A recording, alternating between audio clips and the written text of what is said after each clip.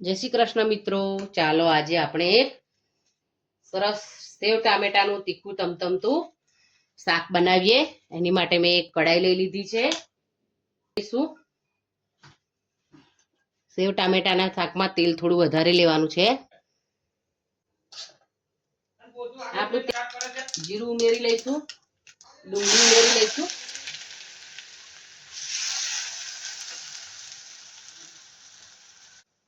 આપણી ડુંગળી સંતળાઈ ગઈ છે. આપણે આદુ મરચાં લસણની પેસ્ટ ઉમેરી લઈશું અને સાંતળી લઈશું બરાબર. આપણે મસાલા કરી લઈશું.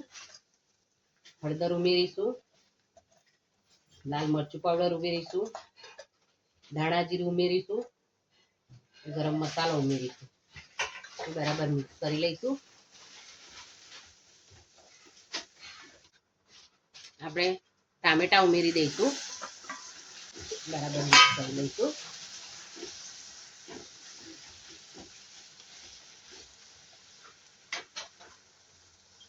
આપણે મીઠું પણ ઉમેરી લઈશું ટેસ્ટ મુજબ, એટલે આપણા ટામેટા પણ ચડી જાય. આ રીતે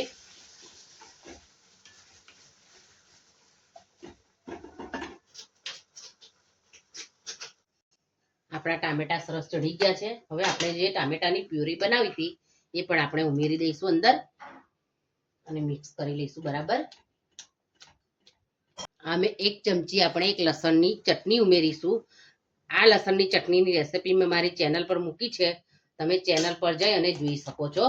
હવે આપણે બરાબર મિક્સ કરી લઈશું અને ઢાંકીને એને 5 મિનિટ માટે થવા દઈશું. ખટાશને બેલેન્સ કરવા માટે આપણે ગોળ ઉમેરી લઈશું,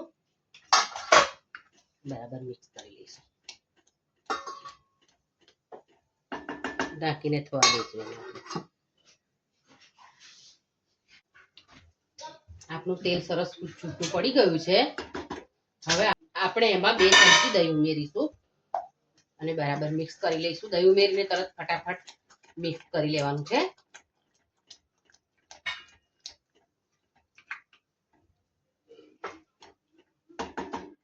દહીં ઉમેર્યા પછી આપણે એને 2 મિનિટ માટે થવા દઈશું.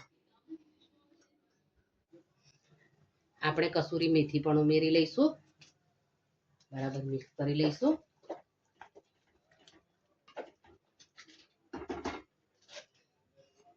હવે આપણે એમાં પાણી ઉમેરી લઈશું થોડું.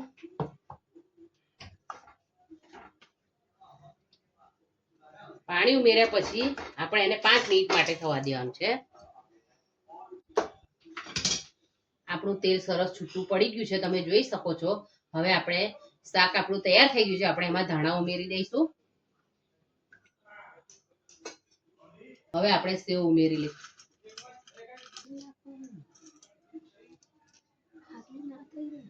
હવે આપણે બરાબર મિક્સ કરી લઈશું